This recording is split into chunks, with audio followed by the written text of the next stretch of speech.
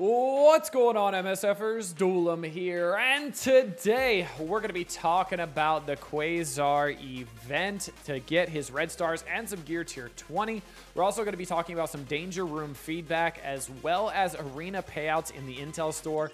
And lastly, we're going to be talking about how you can get like over 100 million gold instantly. And I'll show you how. It's pretty easy. It takes a couple clicks and that's all you need. So first, we're going to be talking about Quasar event without Thunderbolts. And yeah, I did not use the Thunderbolts at all in the Quasar event. So just wanted to tell you to all know that you did not need Thunderbolts at any gear tier 20. Full Vigilantes team at gear tier 19, level 105 with all Scourges on except health increase. Got me all milestones in the event. Points on level 9. Needed some RNG, but definitely beatable. And I agree, this event is pretty easy, honestly. I just put out a guide video on my channel as well, doing difficulty 9 all Scourges, and it was super easy. You can also do difficulty 10 and do like 6 nodes instead of 8, and get through it pretty easily as well, which I think is pretty nice. I think not needing to do all the nodes is pretty cool. Now let's get into some feedback regarding Danger Room, and it's interesting to see the dichotomy here because this post is Danger Room sucks so hard. Screw everybody at Scopely involved with this. Fully maxed characters not getting a single turn because they make you fight 20 enemies at once that put every single debuff there is on you. And yeah, that's part of the strategy. You're going into an elite node too early before you're strong enough, or you don't have good modifiers to be able to survive, or you're just going into the highest difficulty too soon and you haven't farmed those elite tokens to be able to get better modifiers set up. So like if we go in game here, you see in Danger Room, I have 802 elite tokens. So some of the essential tokens that I was using, I'll slide myself over here. Some of the essential tokens I was using, especially early, was going to be stats. Aggressive, getting 20% extra damage. Resolve, 20% focus and resistance. Agile is really good. 10% speed is always nice. Resilient. And then the main ones I did after that were going to be the raid bonuses or active, because that's going to make a Vigilante absolutely nuts. Another really good one is until all allies have taken a turn, lower all enemies' focus by 5,000% and damage by 50%. So that one essentially means who cares if they have a bunch of turns? Who cares if they goes first? Who cares if they're trying to put negative effects on you? You're going to resist all of them, so it's not like it matters. And then from there, it really doesn't matter all that much. I've been able to do difficulty 10 with just these modifiers on. I start with Silver Sable and Hit Monkey, and Hit Monkey gives all the energy to Silver Sable every time a kill is done, and Silver Sable just ults turn 1 every single node. And it's really, really easy. So I really don't agree with this feedback at all. I think Danger Room is absolutely awesome. And the fact that they were able to do this in a couple months of development, I think says amazing things that it can only continue to get better. So I think people are just not understanding the game mode entirely and maybe trying to go into the highest difficulty immediately and getting worked and not understanding that they have to farm some of those elite tokens. But you see the other side of the coin here. Dare I say it, I actually really like Danger Room. I like starting with a few chosen characters and collecting up others each run. The buffs you can add each round include some really fun ones. My favorite is the one that clones Hit Monkey every other Vigilante you bring. Also, I really love that one because then you just get all the energy, because then you have 2 different Hit Monkeys, 3 different Hit Monkeys feeding energy, so it's really great. You get 3 energy per kill. I haven't tried it on the highest difficulty yet, but for what I played, it's pretty fun. This is actually a pretty fun game mechanic. You actually have to think and put some actual thought into it, unlike Battle World. And then this comment I shared with the developers as well is my feedback. The Danger Room is the most fun I've had in MSF in a long time. I stopped trying to do Vigilantes every time and branched out. There was a ton of fun little character and team combos to explore. Starting with Rocket and Groot, then building the Star Jammers with Speed Jammers, where you get 3% speed bar per Star Jammer ally. Rocket and Groot plus Carnage passive made for a very satisfying run. I love that. The 3rd diamond for Taskmaster plus his costume, and the 12 gear 20 orbs were pretty solid rewards too. It's giving me hope that Hulk Ragnarok costume will eventually come back, and yeah, trying to get some of those costumes back, but I agree. I think the rewards were pretty good. Some gear tier 20, 3 diamond Taskmaster helped me get him to 3 diamond. I hadn't brought him up yet. And the combos you can build in Danger Room give so much replayability, and I absolutely love that. And then next up, we're still talking about Danger Room, and this has to do with preloaded turn meter. And it's interesting. So let's read this post, and because I have more information on this. So here's how dumb the system is. I was just attacking an elite node in Danger Room. It was like tier 4, like 4 or 5, where I can basically one-shot my opponents. I have Lilandra and Howard since I'm trying to farm elite nodes. I face one that has 2 Forge, 2 Nightcrawlers, a Gambit, and a Medusa.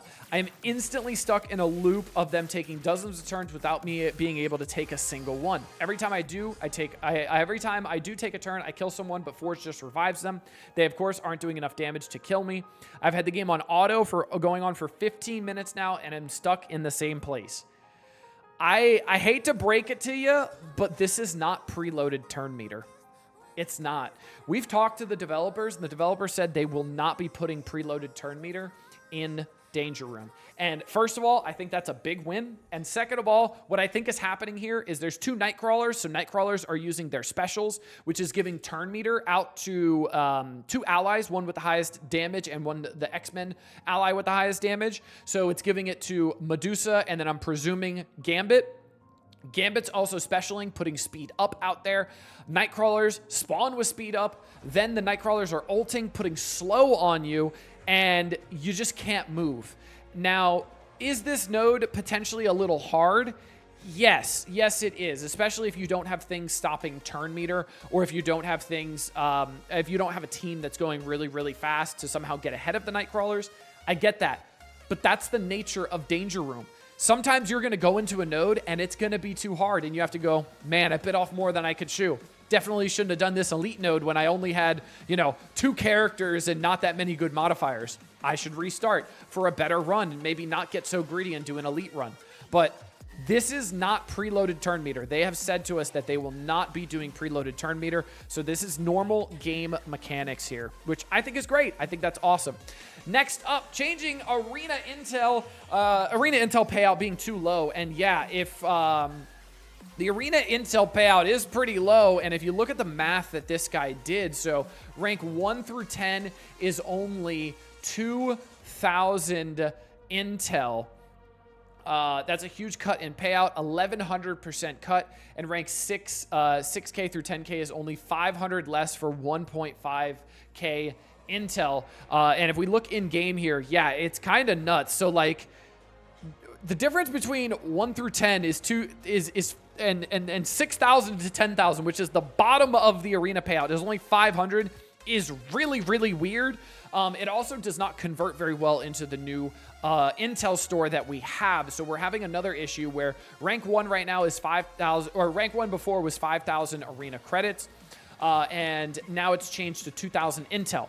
So it used to be 2.4 thousand arena credits for 60 training materials. But now the Intel, it's 21,500 Intel for 60 training mats. So there's definitely a disparity, because now we need, what is it, like 10, 11 payouts to get the L4 training materials that are here in the Intel store now. And before, we were getting that pretty much twice a day from the Arena store when we had, when we were able to buy the L4 training materials with Arena credits. So a big nerf to Arena credits there, and I definitely want to let the devs know about this, because this is ridiculous. So maybe they can bump up the Intel in the Arena payout to make it a little bit better, because yeah, this is definitely not good. And then the last post we're going to go over, it made me realize that we have a bunch of free gold that we're sitting on. So did they remove gold from the game?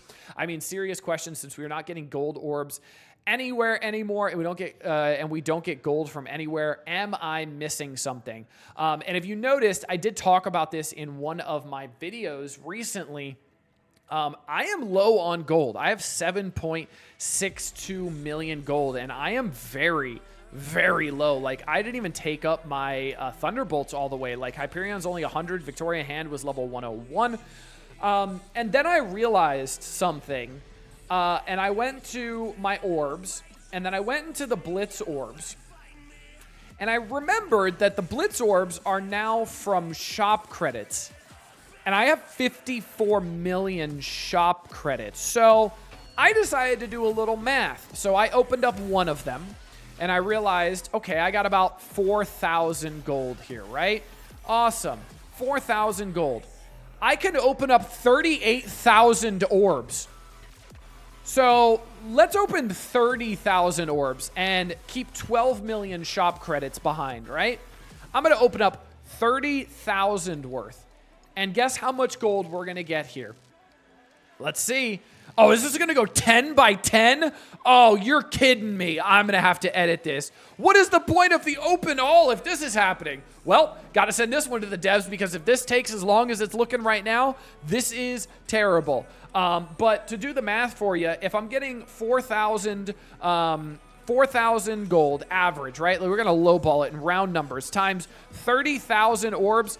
I'm sitting on, let's see if this is going to focus in the camera or not, 120 million gold. That's right. Let's zoom in here. 120 million gold. So guess what? If you had a bunch of shop credits change over into the new currency, or a bunch of that good old raid currency and old currency transfer over. Let's move my camera back down. Transfer over to the shop currency.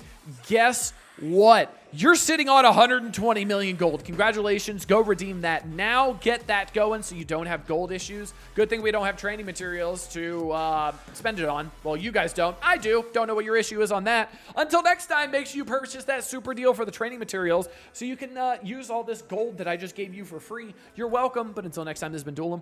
Later, MSFers.